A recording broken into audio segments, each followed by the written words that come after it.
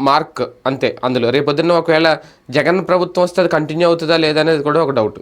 ఇక తీయడం ఏముండదు, కాకపోతే డెవలప్మెంట్ స్థాయి ఎంత ఉంటుంది అనేదే లెక్క. ఈ రేంజ్లో ఉంటుందా ఇంకోటి కూడా. ఇక ఈసారి జగన్ కూడా దాంట్లో ఏలు పెట్టడానికి ఉంటున్నాను నేను. ఎందుకంటే దాన్ని ఏమంటారు, దెబ్బతిని ఉన్నాడు కదా, దెబ్బతిని ఉన్నాడు కాబట్టి ఈ దఫా ఇక దాంతోనే సర్దుకునే కార్యక్రమం మీదనే ఉంటుంది. అంతేగాని ఇంకా మార్పు చేసే ఆలోచన ఉండదు. అందులో జగన్ ఇచ్చిన ఆర్ఫేజ్ వాళ్ళు ఇచ్చిన ఫ్లాట్ లో అంటే వాళ్ళకి ఇప్పుడు వేరే చోట కేటాయిస్తున్నారు, వాళ్ళ ప్రాంతాల్లో కృష్ణా గుంటూరు అని అన్నారుగా మొన్న పేపర్లో రాశారు. అవును, ఎవరికి ఇచ్చాడు, ఎవరికి అంటే రద్దు చేయడం కూడా కరెక్ట్ కదా.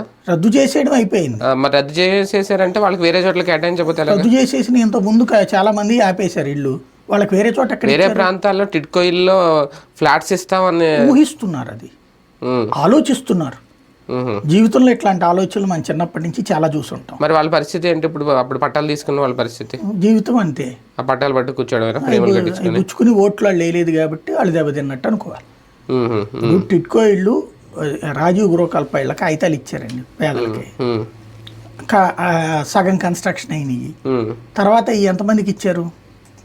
ఇందిరమ్మ ఇళ్ళు లబ్ధిదారుని కాగితం ఉంటుంది, అండర్ కన్స్ట్రక్షన్ సగం అప్పుడు, కొన్ని పూర్తయినాయి కూడా. ఇచ్చింది ఎవరు?